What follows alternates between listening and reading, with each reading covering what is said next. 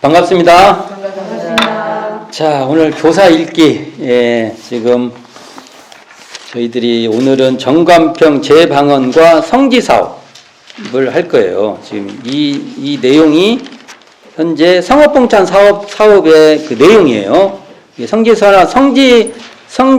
상업봉찬 성지 사업이라 상업봉찬 사업의 내용 중에 하나가 정관평 재방언 공사고 또 하나가 성지 사업이에요. 그 내용 중에 하나가 있는데 여기서 보면은 성지 사업이라는 게 등장하죠. 우리가 요즘에 뭐 성지도 막 잘 갖고 와야 된다 나오는데 이때 이제 실질적으로는 처음 있는 일이에요. 성지라는 게. 그래서 한번 쭉 보겠습니다. 1119쪽. 자, 한번 보겠습니다. 자, 정관평 첫 방언 공사 후 정관평 첫 방언 공사가 언제 되죠? 원기 4년 며칠이지? 3월 26일, 음력 3월 26일. 이때 준공되죠. 그래서 30여 년이 경과함에 따라, 그 뒤에 이제 30여 년이 경과가 됐나 보죠.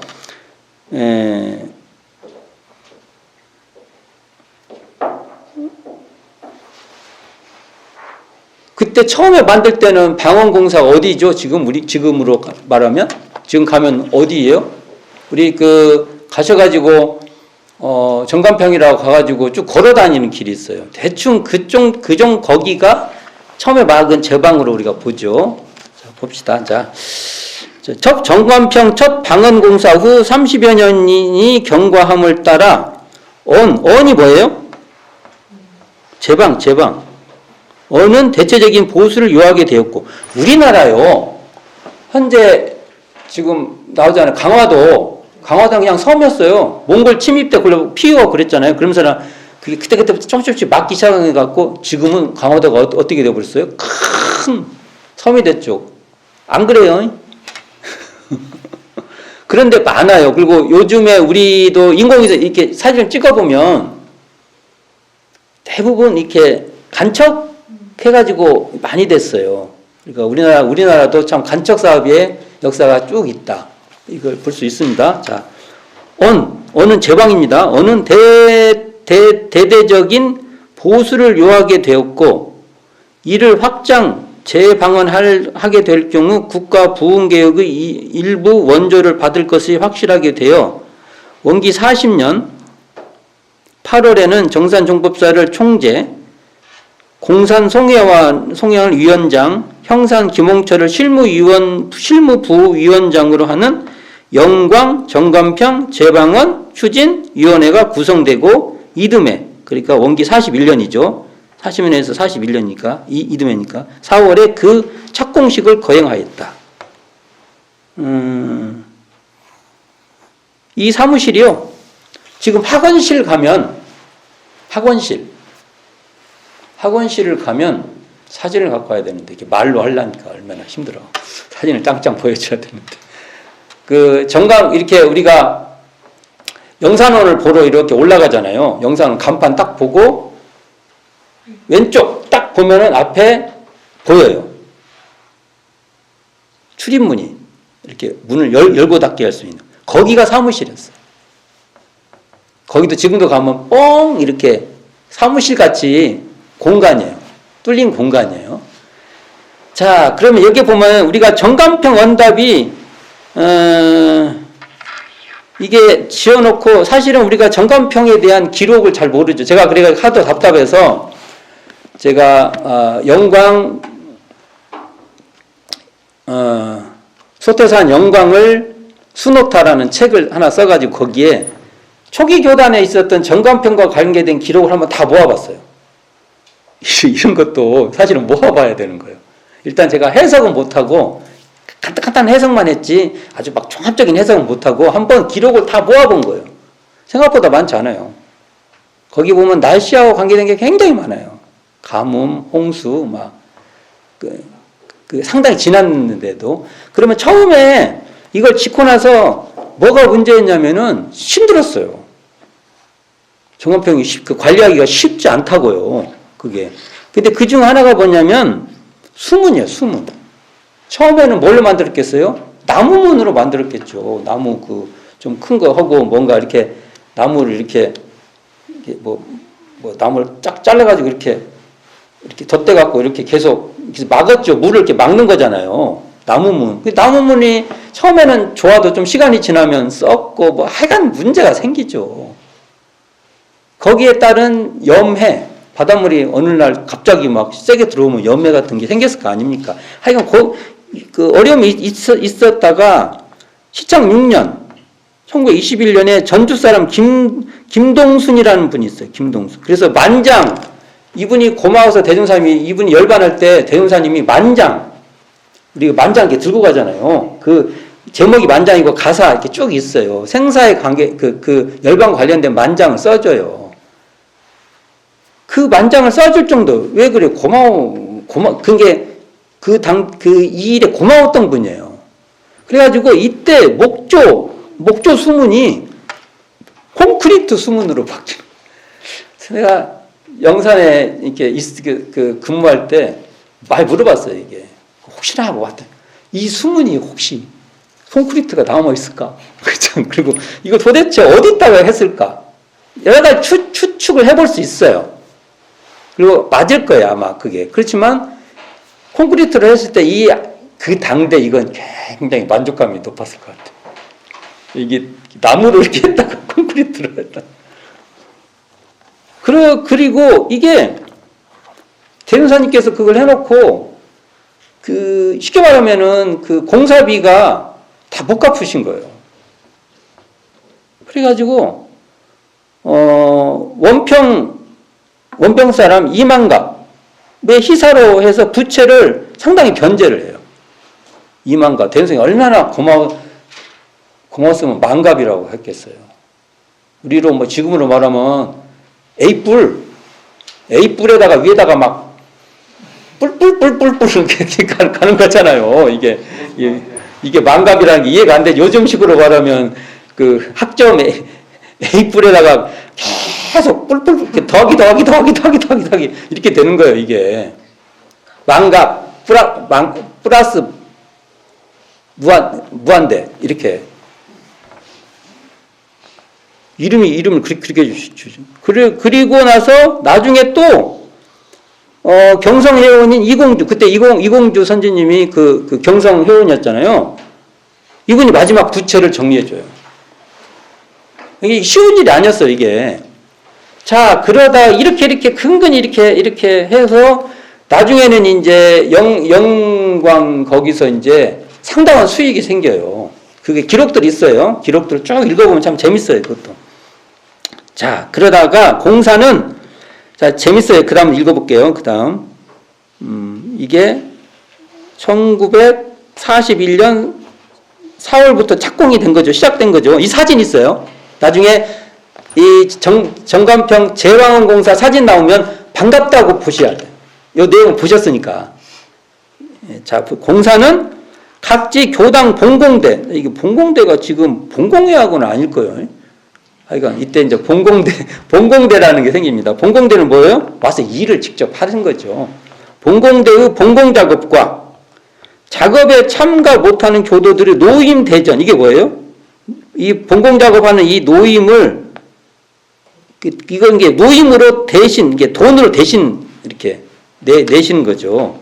으로 기초작업을 마친 후 정부 보조를 받아, 자, 처음에 방조제는 뭘까요?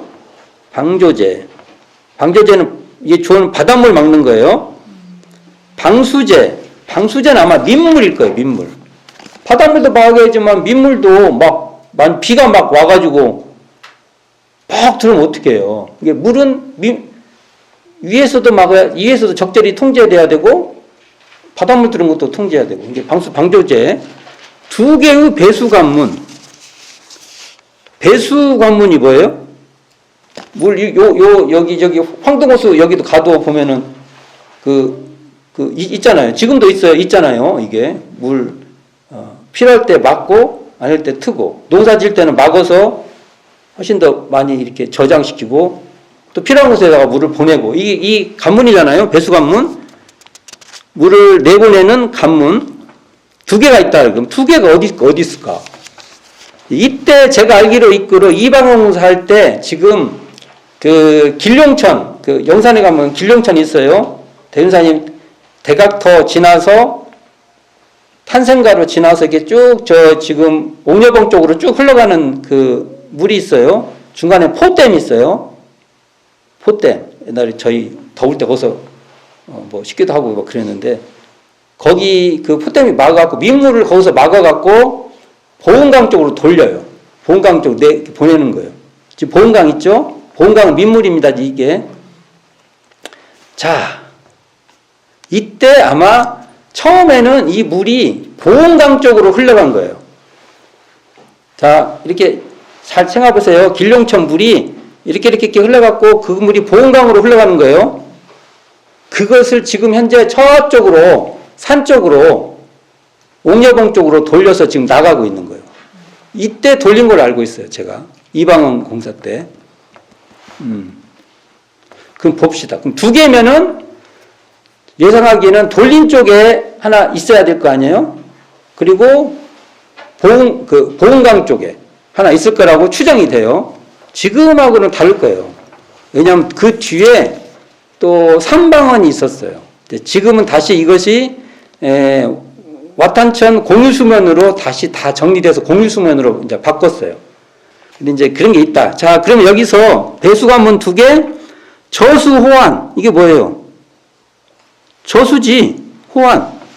저수지 하려니까 저수지에 맞는 호안을 이렇게 보호하는 이렇게 뚝을 쌓아야 될 거 아니에요. 이게 지금 보은강일 거예요. 저수 호안이. 및 배수 암거. 배수를 하는데 이렇게 눈에 안 보이게 밑으로 이렇게 빠져나가게. 암거가 그 땅 밑으로 낸 도랑이에요. 이렇게. 뭐 이런 다양한 공사를 했다. 대종사님 당대 때 방언공사 한번 봅시다. 잘 보세요. 한번 상상을 해보세요. 대종사님 때 방언공사를 어떻게 했을까? 생각 안 해보셨죠? 열심히 다른 것들도 보고 하면서 이런 걸 이제 생각을 하는 거예요. 다른 그 간척 사업 같은 것도 참 막 열심히 보는 거예요.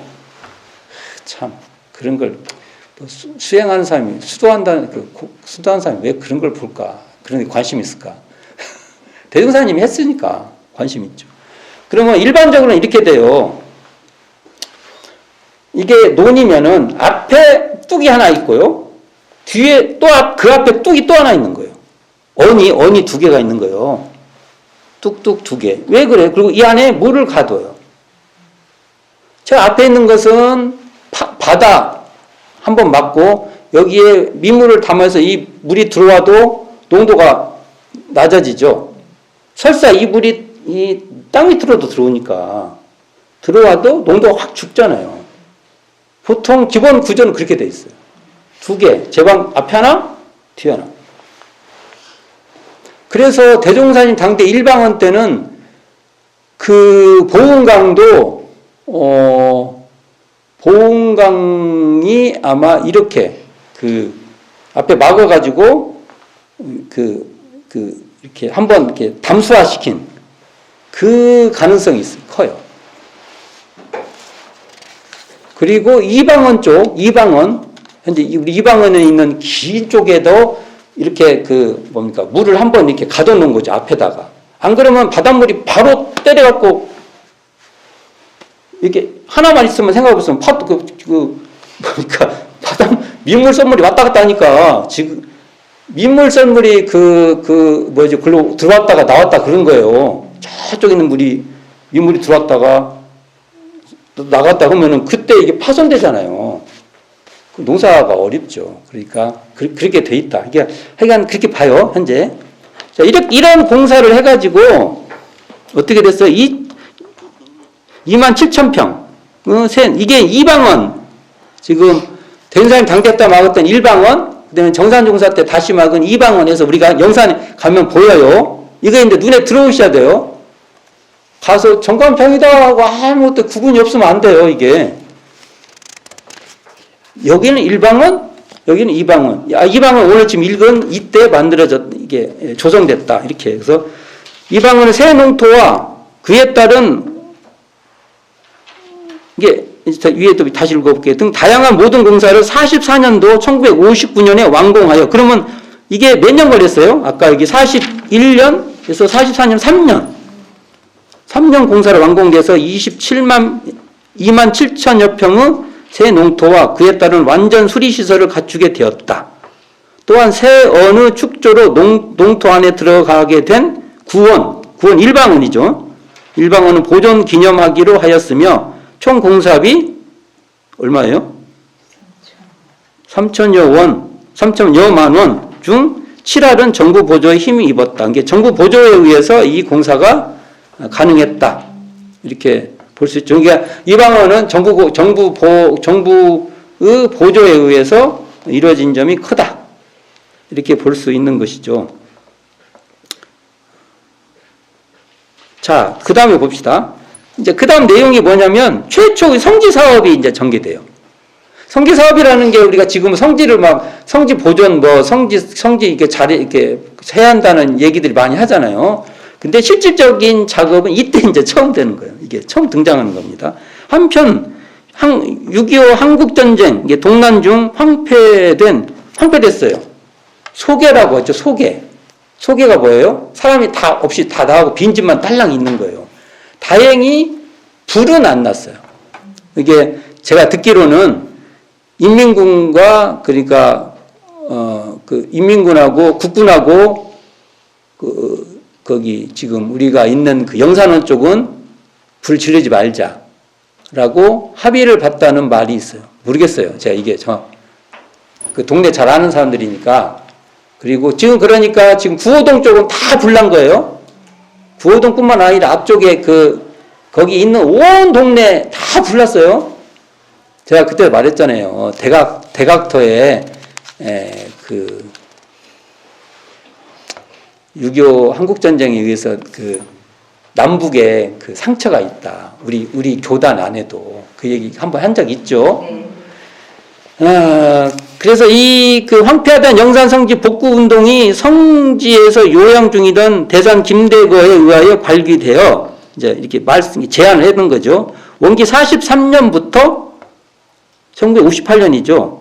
요게 1959년에 이게 완공이 되고, 그게 완공되기 그 1년 전부터 이제 이 운동을 시작한 거죠. 이게. 대종사 성탑지와 대각성지 일대가 매입되었고, 이때 말도 이게 우리 다, 이게 교단에서 교단 땅이 아니었다는 거예요. 재방원 공사가 끝난 44년부터는 성지의 개척 사업이 더욱 활발해져서 성탄지 어디예요?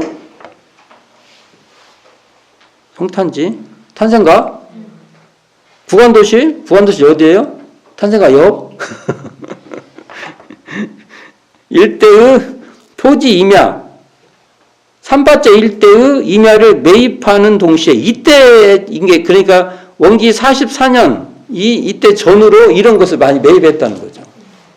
이게 알 수 있어요. 그러면 이 땅이 이제 이걸 읽었으면 이제 대충 이제 1959년 한 58년, 59년, 50년대 후반부터 이런 땅이 이제 우리가 매입을 했구나라고 한 번 정도 생각해 볼 수 있다. 그렇죠? 그 다음에 성지 순례도로 확대.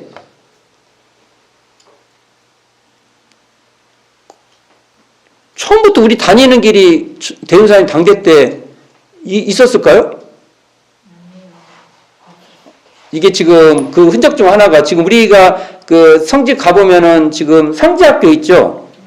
성지학교를 해갖고 그 잠실마을 이렇게 지나가서 지금은 다리가 이렇게 잠실마을 지나서 지금 길룡천 건너가지고 대각터 이렇게 해가지고 지금 노루목 옛길이라고 우리가 하죠. 노루목 우리 길을 그러면 지금도 일부 길을 일부 이렇게 만들어놨는데 그 길 쭉 따라가지고 어디로 넘어가냐면 지금 그 영산 선악대학교 기숙사 있죠. 식당 있죠. 식당 쪽에 옛길이 있어요. 그걸로 이렇게 넘어가면은 지금 범현동 도뚜레미 그 마을로 넘어가서 그렇게 해가지고 그걸 지나서 지금 선진포 쪽으로 가는 거예요. 그게 옛길이에요. 옛길 중 하나죠. 근데 지금은 이제 우리가 이제 길을 새로 내가지고 싱싱 다니죠. 지금도 보면 별로 안 다니고 어디입니까? 지금 성지학교에 있는 그 작은 길로 안 가고 위로 새로 도로 낸 줄로 이렇게 다니잖아요. 그건 없었던 거죠. 이제 이런 성지 순례 도로 확대. 근데 이때 그 길이 난 건 아니고 하여간 도로들이 이제 좀 더 새로 나게 되는 거죠.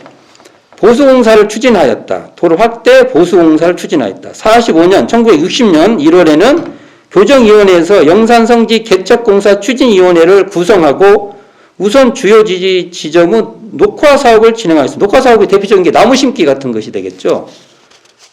그리고 이제 반백년 기념사업, 반백년이 원기 56년에 하니까 그 반백년 기념사업이 발족되면서 성지장엄을 그 사업 종목에 넣고 이제 기념사업가 하면 성지사업을 한다는 게 아주 이제 공식적으로 많이 들어가요. 이때 대각성지 주변 임야 매입, 이제 대각성지 주변에 그래서 우리 현재 대각터 있는 주변에가 이제 우리가 많이 그 성지로 매입돼 있죠. 이때부터 매입된 거죠. 그리고 영산 대각전을 고치고 보수했어요. 이때.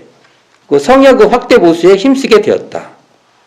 자, 이거 하나 여기 이제 나오는 것 중에 반백년 기념 사업의 일환으로 이때 만고 일월비가 세워져요. 지금 만고 일월비로 있죠? 이게 1971년 9월 1일 준공하고 10월 12일 날 제막식을 해요. 이때도 준공하고 제막식 있고 있죠. 그러니까 준공은 준공이고 제막식은 지금 꼭 봉우식 하는 격이다. 이렇게 말하는데 이게 이제 만고 1월비가 정각사계에 있는 그 사이토 총독 추모비를 하려고 해놓은 건데 이것을 비면을 다시 깎아갖고 그래서 자 옆으로 보면은 비석치고 요게 심플해요. 얇아요. 깎아서 그래요.